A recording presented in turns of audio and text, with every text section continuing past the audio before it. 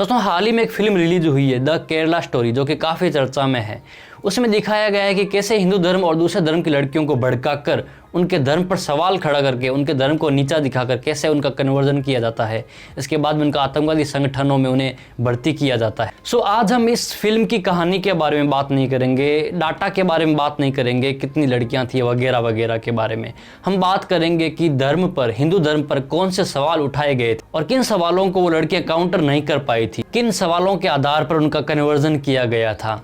क्या हमारा धर्म कमज़ोर है? नहीं, हमारा धर्म कमज़ोर नहीं है, बल्कि उनकी नॉलेज कमज़ोर थी। सो इसी नॉलेज को थोड़ा स्ट्रॉन्ग बनाने के लिए हम एक एक करके सभी उस सवालों को लेकर आएंगे जो सवाल फिल्म में हिंदू धर्म पर उठाए गए थे, और उन सब का जवाब तलाशने की कोशिश करेंगे बिना किसी धर्म ग्रंथ के, बिना किसी उदाहरण के, सिर्फ अपने कॉमन सेंस से। सवालों की बात करें तो उनमें सवाल उठाया गया था कि हिंदू धर्म में इतने सारे देवी देवता हैं, इतने सारे भगवान हैं, पहला सवाल। दूसरा सवाल ये था कि भगवान कृष्ण हर लड़की के साथ रासलीला करते रहते, हर गोपी के साथ रासलीला करते थे। तीसरा सवाल, भगवान शिव अपनी गोदी में अपनी पत्नी को उठाकर जो जली हुई थी उनको लेकर पूरे भारत में घूमते रहे। वो भगवान थे, फिर वो अपनी पत्नी को क्यों नहीं बचा पाए? श्री राम ने सीता जी का अपहरण होने ही क्यों दिया? वो भगवान थे, वो रावण को कहीं भी बैठे बैठे मार सकते थे। ऐसे ऐसे सवाल उठाए गए हैं। शुरुआत में जब इन सवालों को हम सुनते हैं तब लगता है कि हाँ लॉजिकल है, बात तो सही है, भगवान इतने शक्तिशाली होते हैं, उन्होंने स्ट्रगल क्यों किया, उन्हें स्ट्रगल करके वो लंका तक क्यों पहुंचे, वो एक इंसान की तरह व्यवहार क्यों करते रहे? जवाब इसी में है, वो इंसान की तरह व्यवहार क्यों करते रहे। क्या आप इन सवालों के जवाब देने के लिए तैयार हैं? क्या जो पेरेंट्स हैं वो अपने बच्चों को इन सवालों का जवाब देने के लिए तैयार हैं? क्या वो अपने धर्म को इतनी अच्छी तरह से समझते हैं कि वो उसे अच्छे से एक्सप्लेन कर सकें? अगर आप तैयार नहीं हैं तो आपको तैयार होना होगा। आजकल पेरेंट्स में नॉर्मल चीज देखी गई है कि कोई भी बच्चा कोई सवाल पूछता है तो वो उसे चुप करा देते हैं, बोलते हैं कि बेटा चुप रहे, जो लिखा है वही है। ये हमारे धर्म की इनर वैल्यूज में नहीं है। ये बात हम तभी बोलते हैं जब हमें खुद कोई नॉलेज नहीं होती। अगर हमें खुद को नॉलेज होगी तभी हम अपने बच्चों को भी बता पाएंगे। यहाँ पर सनातन धर्म में कमी नहीं है, यहाँ पर नॉलेज की कमी है, यहाँ पर अंडरस्टैंडिंग की कमी है। हम समझने की कोशिश ही नहीं करते। जो भी कोई हमारे धर्म के बारे में गलत बोलता है, सवाल उठाता है, हम उसे मान लेते हैं। सवाल उठाना भी जरूरी है, सवालों के जवाब भी जानना जरूरी है। जहाँ सवाल नहीं होंगे वहाँ लॉजिक नहीं होगा, जहाँ लॉजिक नहीं होगा वहाँ सिर्फ जानवर ही होंगे। सो आज हम हर एक सवाल का जवाब जानेंगे जो भी सवाल इस फिल्म में हिंदू धर्म पर उठाए गए थे। सो हेलो नमस्कार दोस्तों, अभिज्ञान में आपका बहुत बहुत स्वागत है। और आज हम जानेंगे कि केरला स्टोरी में उठाए गए हिंदू धर्म के सवालों के जवाब क्या हैं। देखिए, हम किसी धर्म ग्रंथ का उदाहरण लाकर आपको कंफ्यूज करने की कोशिश नहीं करेंगे कि फलाने जगह पर ये लिखा है वो लिखा है। हम अपने कॉमन सेंस से इन चीजों को समझ सकते हैं। सो देख लेते हैं आज का सबसे पहला सवाल। तुम लोगों ने बताया नहीं तुम कौन से गॉड को मानते हो? कोई एक गॉड हो तो बताओ। हमारे रिलीजन में लाखों गॉड्स और गॉडेसेस होते हैं।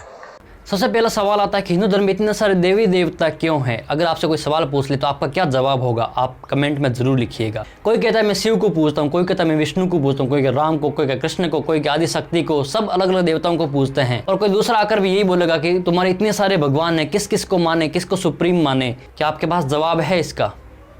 अगर नहीं है तो जान लीजिए। दोस्तों इस सब्जेक्ट पर मैं एक वीडियो भी बना चुका हूँ, लिंक आप यहाँ पर देख सकते हैं। पर आज भी थोड़ा सा ब्रीफली जान लेते हैं हिंदू धर्म में इतने सारे देवी देवता क्यों हैं।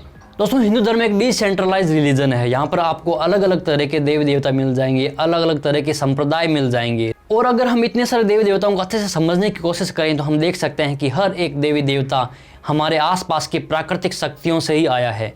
हमने धन को लक्ष्मी का रूप दिया, हमने विद्या को सरस्वती का रूप दिया। हर एक देवता के पीछे एक प्राकृतिक शक्ति, एक मानवीय गुण ये रिप्रेजेंट करता है। हर एक मूर्ति उस गुण को, उस प्राकृतिक शक्ति को रिप्रेजेंट करती है। इस प्रकृति में जितनी भी प्राकृतिक शक्तियां हैं, सूर्य है वो भी देवता बन गए, चंद्रमा है वो भी देवता बन गए, अलग अलग ग्रह है, शनि है वह भी देवता बन गए, अग्नि है वह भी देवता है, वायु वह भी देवता है, पानी है, जल है वो भी देवता है। हर एक प्राकृतिक शक्ति यहाँ पर देवता बन गई। इसके कारण ही ये अलग अलग देवी देवता हमें देखने को मिलते हैं। बरसात के देवता भगवान इंद्र, भगवान इंद्र का रूप आप देखें, उनके हाथ में एक वज्र है जो कि चमकती बिजली के समान है। वो हाथी पर सवार हैं और हाथी की चिंगाड़ बादलों की गर्जना से हैं, तो वो बरसात को रिप्रेजेंट करते हैं। यहाँ पर ऐसा भी नहीं कि इंद्र को सुप्रीम गॉड बता दिया गया है। इंद्र की भी हमारे वेदों में, पुराणों में काफी आलोचना की गई है। यानी कि इन देवताओं में भी गुण और दोष हो सकते हैं, यानी कि ये सुप्रीम नहीं है। ये अलग अलग नेचुरल पावर्स को रिप्रेजेंट करते हैं। इनकी पूजा करना यानी कि इनकी रेस्पेक्ट करना, यानी कि प्राकृतिक शक्तियों की रेस्पेक्ट करना, यानी कि नेचुरल पावर्स की रेस्पेक्ट करना। दोस्तों, ब्रह्मा विष्णु महेश इन त्रिदेवों पर भी मैंने एक डिटेल में वीडियो बनाया है जिसमें बताया है कि कैसे ये यूनिवर्स के रूल्स के अकॉर्डिंग ही इन देवताओं की रचना हुई थी। ब्रह्मा क्रिएशन को, विष्णु एवोल्यूशन या प्रिजर्वेशन को, और भगवान शिव डिस्ट्रक्शन को दिखाते हैं। यानी कि हर एक चीज़ अपने आप में क्रिएट, इवॉल्व और डिस्ट्रॉय होती है। वही चीज़ ये तीनों देवता दिखाते हैं। और यही यूनिवर्सल रूल्स, यही नेचुरल पावर्स, यही गुण दोष, यही चीज़ें इन देवताओं में समाहित की गई हैं। इनके वाहनों में, इन देवताओं के हाथों में जो हथियार हैं, इनके पीछे जो कहानियाँ हैं, इनके पीछे जो इतिहास है, इन सब के पीछे लॉजिक है। ये सब चीज़ें इंसान को कुछ न कुछ सिखाती हैं। हिंदू धर्म हमें सिखाता है कि हमें किस तरह से जीवन जीना चाहिए। ये एक प्रकृति पूजक धर्म है, नेचुरल पावर्स की पूजा करता है। वेदों में भगवान के निर्गुण फॉर्म के बारे में बात की गई है, पुराणों में भगवान के सगुण फॉर्म के बारे में बात की गई है। अद्वैत, द्वैत, विशिष्ट देश, सांख्य दर्शन, ऐसे कई सिद्धांत हैं जो निर्गुण भगवान को और सगुण भगवान को एक्सप्लेन करते हैं। हिंदू धर्म में हर एक विचारधारा, हर एक संप्रदाय ईश्वर को समझने की कोशिश करता है। तो ईश्वर कौन है? ईश्वर वही है जो यूनिवर्स में मौजूद है, इस विश्व के कण कण में मौजूद है, प्रकृति की कोर वैल्यूज में जो इस नेचर को चला रहा है, जो इस यूनिवर्स को चला रहा है, वही ईश्वर है। लेकिन उसका कोई रूप नहीं है। लेकिन ऐसा ईश्वर किस काम का जिसके पास शक्ति नहीं हो, जो अपने आप को सगुण रूप में रिप्रेजेंट ही न कर पाए, वो कैसा ईश्वर है? वो कैसे शक्तिशाली हो सकता है? इंसान के दिमाग की भी एक लिमिटेशन होती है, उस लिमिट के बाहर वो ज्यादा नहीं सोच पाता। क्या इंसान आज नेचर की हर चीज को समझ सका है? क्या इंसान आज यूनिवर्स की हर एक रूल को, हर एक चीज को समझ सका है? नहीं। वो कोशिश कर रहा है और ये कोशिश जारी रहनी चाहिए। और वही कोशिश हमें सनातन धर्म में मिलती है। यहाँ पर निर्गुण ईश्वर, जिसका कोई आकार नहीं, जो अजन्मा है, जो अमर है, जो अजर है, वो अपने आप को सगुण रूप में रिप्रेजेंट करता है, ताकि एक इंसान अपने दिमाग की लिमिटेशन के अंदर रहकर ईश्वर को समझने की कोशिश कर सके, इन नेचुरल पावर्स को समझने की कोशिश कर सके। ब्रीफ में अगर मैं परमात्मा को एक्सप्लेन करना चाहूँ तो हमारे अंदर की अच्छाई ही परमात्मा है, वही ईश्वर है। इस प्रकृति की कोर वैल्यूज में जो रूल्स हैं, जो रूल्स इस प्रकृति को, इस यूनिवर्स को चला रहे हैं, वही ईश्वर है। तो चलिए दोस्तों, दूसरा सवाल ले लेते हैं। I think Shiva is a big god. Say I'm sorry, पर आपके एक बड़े भगवान का वो स्टोरी तो तुमने सुना होगा ना, जहाँ वो अपनी मरी हुई वाइफ को अपने शोल्डर पे लेके पूरे इंडिया के चक्कर लगाते हुए घूम रहा है। What are you telling? ऐसे भी कोई स्टोरी है? अब तुम मुझे बताओ, जो गॉड अपनी वाइफ के मरने पे ऐसे कॉमन मैन की तरह रोता हो, वो गॉड कैसे हो सकता है? इस सवाल में पूछा जा रहा है कि भगवान शंकर इतने शक्तिशाली थे, सर्वशक्तिमान थे, तो वो ऐसे रो क्यों रहे थे अपनी पत्नी के मरने पर? वो अपनी पत्नी की जली हुई लाश को लेकर इधर उधर भारत में घूम क्यों रहे थे? क्यों? क्या आपके पास इसका जवाब है? अगर है तो कमेंट बॉक्स में जरूर लिखिएगा, अगर नहीं है तो मैं आपको एक्सप्लेन करने की कोशिश करता हूँ। दोस्तों, जैसा कि मैंने पिछले सवाल के जवाब में बताया कि ईश्वर निर्गुण भी है और सगुण भी है। निर्गुण ईश्वर ही अपने आप को सगुण ईश्वर में रिप्रेजेंट करता है। दोस्तों, यहाँ पे एक छोटी सी इमेजिनेशन करके देखते हैं। ईश्वर सर्वशक्तिमान है, पावरफुल है, स्ट्रांग है, परमात्मा सब कुछ कर सकता है जो वो चाहे, और वो आकर इंसान को बोलता है कि मैं सर्वशक्तिमान हूँ, बहुत स्ट्रांग हूँ, मैंने तुझे बनाया है, तू मेरी पूजा कर, मेरी गुलामी कर। तो इंसान बोलेगा कि भाई अगर ऐसा ही करना है तो आपने हमें तर्क शक्ति क्यों दी, हमें थिंकिंग पावर ही क्यों दी, हमें सोचने शक्ति क्यों दी, हमें सही और गलत में भेद करने की पावर ही क्यों दी? फिर हमें गुलाम बना लेता, फिर हमें रोबोट बना लेता, हम तेरी पूजा करते रहते दिन भर, हम अपना लॉजिक ही नहीं लगाते चीज़ों में, हम अपने आइडियोलॉजीज ही क्रिएट नहीं करते। आप तो सर्वशक्तिमान हो, आप तो स्ट्रांग हो, आप तो कुछ भी कर सकते हो, लेकिन हमारी तो लिमिटेशन है, हम तो कुछ भी नहीं कर सकते। अगर गुलाम ही बनाना था तो हमें रोबोट बना देता। हमें तो इस दुनिया में रहना है, हमें तो सुख आएंगे, दुख आएंगे, लफड़े आएंगे, दुनिया भर की चिंताएं आएंगी, दुनिया भर का माथा फोड़ी आएगी, सब आएगा हमारी दुनिया में। तो ये सब मिटा दे ना, क्यों ये सब कर रखा है? हमें ही मिटा दे। हमारे साथ खेल खेल रहा है क्या? जरूरी है क्या हमें बनाना, हमें थिंकिंग पावर को देना? तो भगवान भी सोचेगा क्या बात तो सही है इसकी। तो फिर भगवान इंसान को पूछते हैं कि फिर क्या करूं, क्या करना चाहिए? फिर इंसान बोलेगा कि आप एक ऐसा एग्जाम्पल सेट करो कि हम भी उसके अनुसार, उसके डायरेक्शन में अपनी जिंदगी बिता पाएं और अपने इस जिंदगी को सुधार पाएं। इंसान कहेगा कि हमें आपका निर्गुण स्वरूप समझ में नहीं आ रहा है, आप दिखते नहीं हो, आप हो कहाँ पे, हमें क्या पता, हमारा तो लिमिटेशन है। बड़े बड़े जो इंटेलेक्चुअल लोग हैं वो तो समझ जाएंगे कि निर्गुण रूप है, ये है, वो है, भगवान अजन्मा अमर है, दिखता नहीं है, ये सब समझ जाएंगे। लेकिन हमें तो कुछ सिंबल चाहिए ना, हमें तो कुछ ना कुछ चाहिए कि हाँ ये भगवान है, भगवान का ये रूप है, ये सब चीज़ें चाहिए। हम वो कैसे करें? अगर हमारे सामने किसी चीज़ का एग्जिस्टेंस ही नहीं होगा तो हम उसे एक्सेप्ट क्यों करें? हमें कैसे पता चलेगा कि वो हमें क्या सिखाने की, क्या समझाने की कोशिश कर रहा है। तो फिर इसके बाद में भगवान का सगुण स्वरूप या अवतारवाद आया। दोस्तों ये इमेजिनेशन वैसे तो मैंने अपने मन से की है, लेकिन ये समझाने के लिए काफ़ी है कि कैसे एक निराकार ईश्वर अपने आप को आकार देता है, ताकि इंसान की जो लिमिट होती है, इसको जो सोचने की क्षमता होती है, उसके अनुसार वो ईश्वर को समझने की कोशिश कर सके, कोशिश शुरू कर सके। वैसे तो इस प्रकृति को समझना, यूनिवर्स को समझना नामुमकिन है, इंसान के वश में नहीं है बिल्कुल भी। हाँ, कोशिश ज़रूर हो रही है, वैज्ञानिक कोशिश कर रहे हैं, हर कोई अपनी तरफ से प्रयास कर रहा है, लेकिन ये बहुत समय लगेगा, इतना समय लगेगा कि हमारे पास इतना समय भी नहीं है, मानव सभ्यता के पास भी इतना समय नहीं है। मुझे नहीं लगता कि इंसान इस पूरे यूनिवर्स को अपनी सभ्यता के पीरियड में समझ भी पाएगा। सो यहाँ पर एग्जाम्पल सेट करने की बात है। यहाँ पर सवाल पर वापस थोड़ा सा आते हैं, थोड़ा सा शायद भटक गए हैं। भगवान शिव सती माता को अपनी गोद में रखकर इधर उधर क्यों भटकते थे, उन्होंने पहले क्यों नहीं बचाया।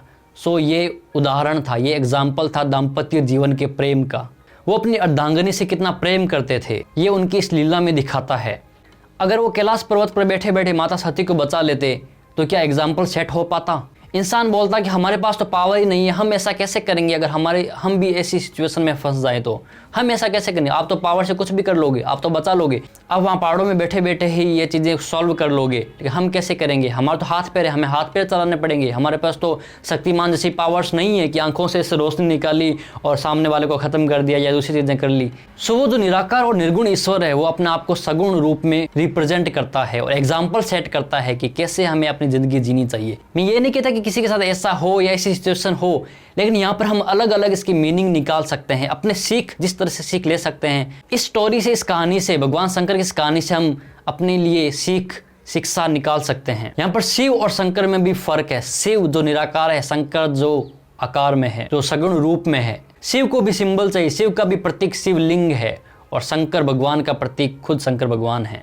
वैसे भगवान शंकर ने आकर ये लीला, ये कहानी नहीं सुनाई थी, ये कहानी हमारे पूर्वजों द्वारा बताई गई थी, लेकिन इस कहानी के पीछे भी एक मोटिव था, एक अच्छा मोटिव था। इसमें भी इंसानों को एक सीख देने की कोशिश की गई थी। भगवान शंकर का परिवार गृहस्थ आश्रम को भी रिप्रेजेंट करता है। दोस्तों पुराणों में जो ये कहानियां आती है, यह हमें कुछ न कुछ सिखाने की कोशिश करती है। ये कहानियां ही है जो हमारे बीते हुए कल से और हमारे पूर्वजों से हमें जोड़ती है। इस कहानी में ये भी दिखाया गया है कि जहाँ हमारा सम्मान ना हो, जहाँ हमारी रेस्पेक्ट ना हो, वहाँ हमें जाना ही ना चाहिए। यहाँ पर भगवान शंकर बिल्कुल इंसानों की तरह व्यवहार करते हैं, वो उसी तरह बिहेव करते हैं जिस तरह से इंसान करते हैं। वो सर्वशक्तिमान है, वो पावरफुल है, वो बहुत स्ट्रांग है, वो कुछ भी कर सकते हैं, वो बचा भी सकते थे, लेकिन वो एक एग्जाम्पल सेट करना चाहते हैं, क्योंकि हमारी भी लिमिटेशन है, इंसान की भी लिमिटेशन होती है, वो उससे बाहर नहीं सोच सकता। सो इंसान के दिमाग के उसी लिमिटेशन को देखते हुए यह कहानी, यह लीला भगवान शंकर ने की थी, या हमारे पूर्वजों द्वारा हमें यह कहानी बताई गई थी। भगवान अपने आप को पावरफुल दिखाकर, स्ट्रांग दिखाकर इंसानों को डराना नहीं चाहते हैं।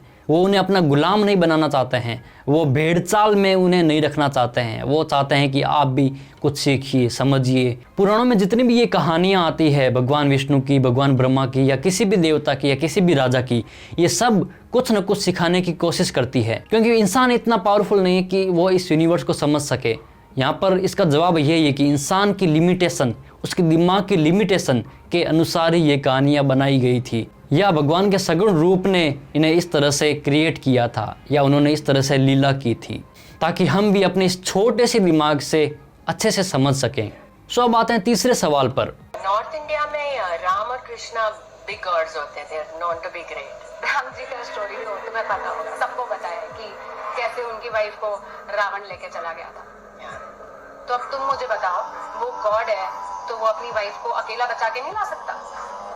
अपनी वाइफ को बचाने के लिए उसे वानर सेना की हेल्प लग रही है, और उस वानरों को भी तुम पूछते हैं। इस सवाल में पूछा गया है कि भगवान राम सर्वशक्तिमान थे, वो भी ईश्वर थे, तो उन्होंने भी सीता जी की इस तरह से रक्षा क्यों नहीं की, उन्होंने भी रावण को कहीं भी बैठे बैठे क्यों नहीं मार दिया। तो इसका जवाब भी यही है जो पिछले सवाल में था। श्री राम के द्वारा भी यहाँ पर एक एग्जाम्पल सेट करने की कोशिश की गई है।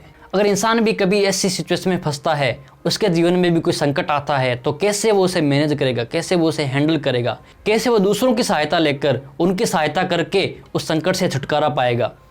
यहाँ पर भगवान राम ने वानरों से सहायता ली थी। वो अयोध्या से निकले जंगलों में भटकते हुए, उसके बाद में माता सीता का अपहरण हो गया, फिर श्रीलंका तक गए, वहाँ पर उन्होंने रावण का वध किया, अपनी पत्नी को छुड़ा कर लाए। ये कहानी क्या दिखाती है?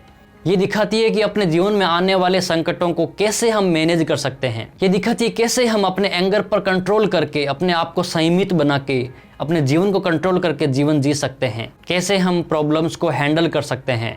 अगर भगवान राम कहीं भी बैठे बैठे रावण को मार देते या माता सीता को ऐसे ही छुड़ा लेते या उनका अपहरण नहीं होने देते तो इंसान को क्या पता चलता।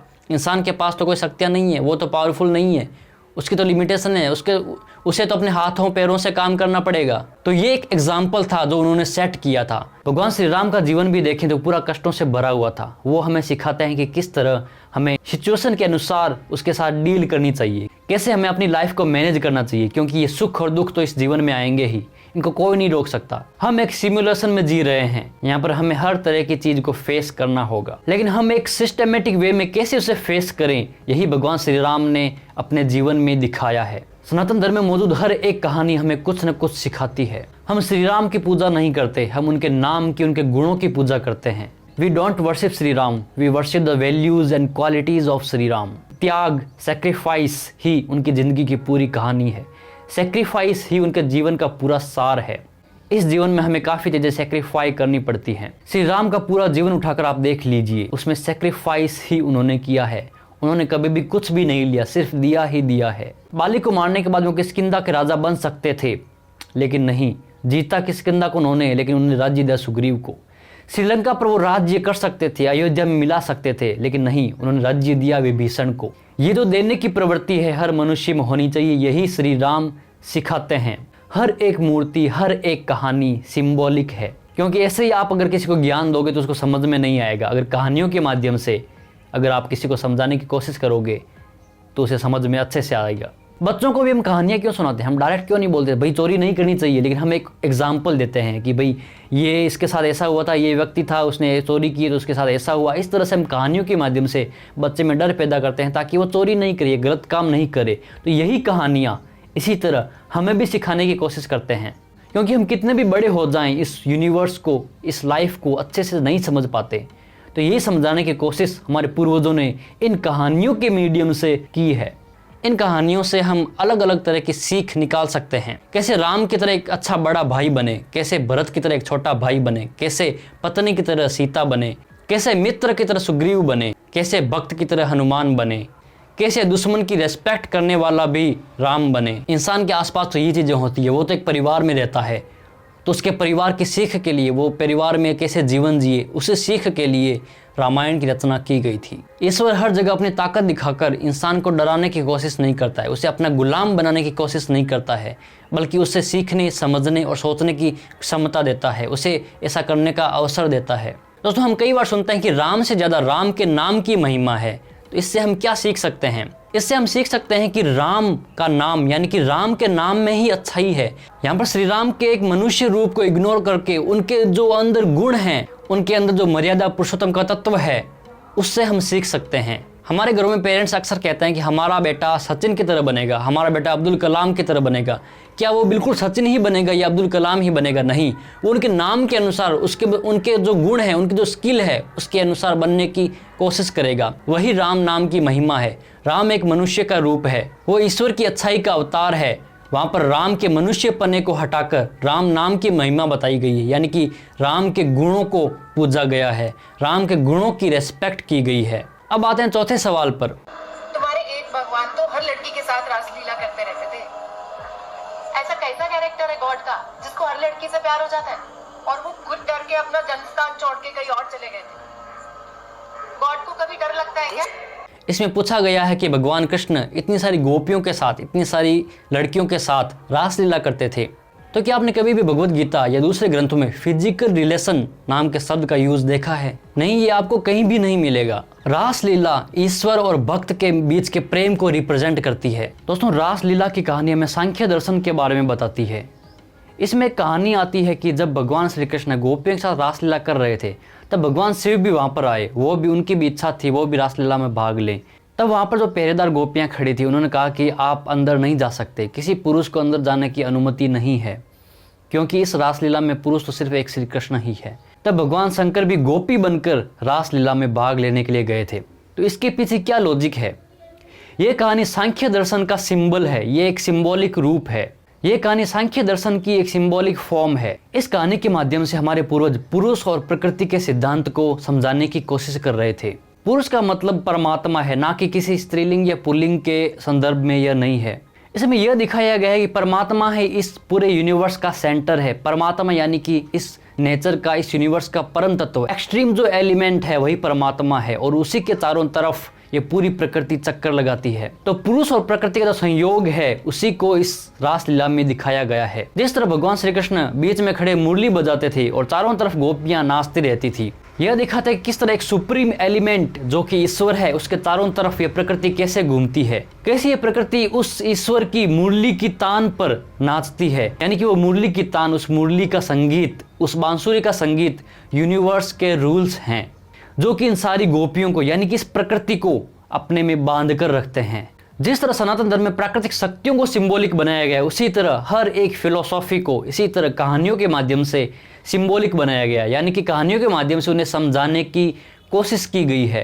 यहाँ पर हमारी बुद्धि इतनी छोटी है कि हम उन कहानियों में सिर्फ और सिर्फ ऊपर की चीज़ देखते हैं। हम मनुष्य हैं, हम इंसान हैं, तो हम उसी तरह से हम जो समझ सकते हैं, हम जो चीज़ें समझ सकते हैं वही चीज़ें हम समझने की कोशिश करते हैं। लेकिन उसके पीछे जो सुप्रीम एलिमेंट है, उसके पीछे जो सीख है, उसको हम समझने की कोशिश नहीं करते और फिर हम सवाल उठाते हैं। एक और बात, भगवान श्री कृष्ण बचपन में काफ़ी शैतान थे, काफ़ी चोरी करते थे, माखन की चोरी कर ली, छेड़ना, परेशान करना, सब कुछ करते थे। लेकिन एक समय ऐसा भी था जब वो विश्व के जगत गुरु कहलाए, जब उन्होंने महाभारत के युद्ध के बीच में गीता का ज्ञान दिया था। ये दिखाता है कि इंसान पास्ट में कैसा भी था, कैसा भी उसने व्यवहार किया था, कैसे भी वो जी रहा था, लेकिन आखिर में एक ऐसा समय भी आता है जब उसे ज्ञान प्राप्त होता है, जब वो अपने पास्ट की गलतियों से सीखकर कुछ नया करने की कोशिश करता है, इस जीवन को समझने की कोशिश करता है। श्री कृष्ण का जीवन देखें तो पूरा जीवन उनका दुख और दर्दों से भरा हुआ था। उनका जन्म जेल में हुआ, इसके बाद में उनकी सगी माँ उनसे छूट गई। वो एक राज्य के उत्तराधिकारी होने के बावजूद एक गाँव में पले बढ़े, दूसरे लोगों ने उन्हें पाला पोसा। बचपन में ही उन पर कई जानलेवा हमले किए गए, उनको मारने की कोशिश की गई। इसके बाद में उनका गांव भी उनसे छूट गया, गोपियां छूटी, राधा छूटी, उनके माता पिता उनसे छूट गए। फिर भी श्री कृष्ण की एक विशेषता, उनकी मुस्कान उनसे कभी नहीं छूटी। परम योद्धा होने के बावजूद वो महाभारत में सारथी बने, यानी कि वो हर परिस्थिति के लिए तैयार थे। श्री कृष्ण के जीवन से हमें बहुत कुछ सीखने को मिलता है, लेकिन हम सीखने के बजाय सिर्फ सवाल उठाने में बिजी रहते हैं। इन कहानियों के अंदर ही इन सवालों के जवाब हैं, लेकिन हम कभी समझने की कोशिश भी नहीं करते हैं। हमें तो बस सवाल उठाने में मज़ा आता है, हमें किसी को नीचा दिखाने में मज़ा आता है। सवाल उठाना ज़रूरी है, पर सम्मान के साथ में। सवाल उठाने से पहले जो सवाल है उसे भी समझने की कोशिश कीजिए। सनातन धर्म का ईश्वर इतना फ्लेक्सिबल है और इतना प्रेममय है कि वो किसी का पुत्र भी बन जाएगा, किसी का पिता भी बन जाएगा, किसी का भाई भी बन जाएगा, किसी का मित्र भी बन जाएगा। सनातन धर्म का परमात्मा अहंकार में नहीं रहता है, वो सबके लिए एक्सेसिबल है। वो अपने भक्त के भाव के अनुसार अपना रूप धारण करता है। आपका भाव कैसा है, आप ईश्वर को किस रूप में देखना चाहते हैं, वैसे ही वो अपने आप को आपके सामने रिप्रेजेंट कर देगा। आप आजकल देखते हैं कि कई महिलाएं भगवान कृष्ण को एक बालक रूप में अपने साथ में रखती है, उनकी सेवा करती है, उनकी पूजा करती है, उनके खाने पीने का, सोने का, हर चीज़ के देखती है। तो ईश्वर उसके लिए एक्सेसिबल हो गए हैं। वो चाहते हैं कि ईश्वर हमारा पुत्र के समान रहे, तो वो पुत्र बन गए हैं। जैसे आप ईश्वर को देखना चाहते हैं, ईश्वर आपके सामने उसी तरह से आ जाएंगे। अगर आप सबरी के रूप में ईश्वर की पूजा करेंगे तो भगवान आपके सामने झूठे बेर खाने वाले राम के रूप में आएंगे। अगर आप सुदामा बनकर ईश्वर को अपना मित्र समझेंगे तो वो कृष्ण जैसे परम मित्र बनकर आपके सामने आएंगे। अगर आप मीरा जैसे भगवान को अपना प्रियतम समझेंगे तो वो प्रियतम श्री कृष्ण बनकर आपके सामने आएंगे। यहाँ पर सनातन धर्म में ईश्वर हर एक भक्त की, हर एक इंसान के पहुँच के अंदर है। भक्त ईश्वर का गुलाम नहीं होता, भक्त ईश्वर से रूठ भी जाता है और ईश्वर उसे मनाने के लिए भी आते हैं। यहाँ पर परमात्मा अपने घमंड में बैठा नहीं रहता कि मैं सर्वशक्तिमान हूँ, मैं ताकतवर हूँ, मैं क्यों जाऊँ उसके पास में। नहीं, वो सबकी पहुँच के अंदर है। बस भाव प्रेम वाला होना चाहिए। ईश्वर का भक्ति वाला और प्रेम वाला रूप इतना शानदार है कि वो थप्पड़ खा भी लेगा और थप्पड़ मार भी देगा, वो रूठ भी जाएगा और वो मना भी लेगा। हमारे पूर्वजों ने ईश्वर को इतना ज़्यादा फ्लेक्सिबल बना दिया कि वो सबके पहुँच के अंदर आ गया। उसका निर्गुण रूप हमारी समझ से बाहर भी है और उसका सगुण रूप हमारे समझ के अंदर भी है। सनातन धर्म में इतनी ज़्यादा डाइवर्सिटी है कि ये दुनिया की हर एक विचारधारा को अपने आप में समा सकता है। ईश्वर अपने भक्त से प्रेम वाले थप्पड़ खा भी लेगा। इसका एक उदाहरण है जब भृगु ऋषि भगवान विष्णु को लात मारते हैं और भगवान विष्णु भृगु ऋषि का पैर देखते हैं कि आपको कहीं लगी तो नहीं। ये है ईश्वर और भक्त के बीच का प्रेममय संबंध। यहाँ पर हम ईश्वर के गुलाम नहीं हैं, हमारा और ईश्वर का रिश्ता एक प्रेम का है। कुल मिलाकर इन सवालों में जितनी भी कहानियाँ हैं ये हमें कुछ न कुछ सिखाती हैं। वो सर्वशक्तिमान परम शक्तिमान ईश्वर ही अपने आप को सगुण रूप में यानी कि इंसान के एक लिमिट के अंदर अपने आप को प्रकट करता है, ताकि इंसान भी अपनी छोटी सी बुद्धि से उन्हें समझ सके या समझने की कोशिश कर सके, ताकि वो इंसान के सामने एक एग्जाम्पल सेट कर सके। वैसे तो ये यूनिवर्स बहुत बड़ा है, ये ब्रह्मांड बहुत बड़ा है। यहाँ पर हमारे जैसे कई मानव सभ्यताएं पनप रही होंगी, कई मानव सभ्यताएं खत्म हो रही होंगी। जरूरी वो हमारे जैसा ही दिखते हों, वो और तरह से दिखते हों, उनके सामने भी ईश्वर अपना अलग रूप लेकर आते हों। इस यूनिवर्स में पल पल में कई गैलेक्सीज, कई ब्रह्मांड बन रहे हैं, ख़त्म हो रहे हैं। हमारी छोटी सी बुद्धि क्या समझेगी, लेकिन हमें समझने की कोशिश ज़रूर करनी चाहिए। फिर हमें थिंकिंग पावर ही क्यों दी गई। और ईश्वर हमें सोचने से रोकता नहीं है। दोस्तों, ईश्वर में सामर्थ्य होने के बावजूद, सर्वशक्तिमान होने के बावजूद वो इंसान के सामने एग्जाम्पल सेट करता है। इसी तरह से अवतारवाद की थ्योरीज आई, इसी तरह से पुराणों में ये कहानियाँ आई। सो उम्मीद करता हूँ कि आपको इन सभी सवालों के जवाब मिल गए होंगे। अगर आगे से आपके पास इस तरह के सवाल लेकर कोई आता है तो आपके पास अब जवाब हैं। अपनी नॉलेज को इतना ज़्यादा बढ़ा लीजिए, अपने आप को इतना समर्थ बना लीजिए कि कोई भी आपके विश्वास को डिगा ना सके, कोई भी आपको फ्लेक्सिबिलिटी या उदारवाद का ज्ञान ना दे सके, क्योंकि सनातन धर्म से ज़्यादा फ्लेक्सिबल और उदार धर्म दुनिया में कोई नहीं है। इन सभी सवालों के जवाब मैंने कहीं से उदाहरण देखकर आपको नहीं बताया। ये सारे हम अपने कॉमन सेंस से समझ सकते हैं। तो हर एक पंथ में, हर एक आइडियोलॉजी में समझने की कोशिश करना ज़रूरी है। इसमें और भी ऐसे कई सवाल हैं जिनके जवाब मैं आगे वीडियोज़ बनाते हुए देता जाऊँगा। So thank you so much यहाँ तक वीडियो देखने के लिए। मिलते हैं किसी और वीडियो में, तब तक खुश रहिए, मस्त रहिए।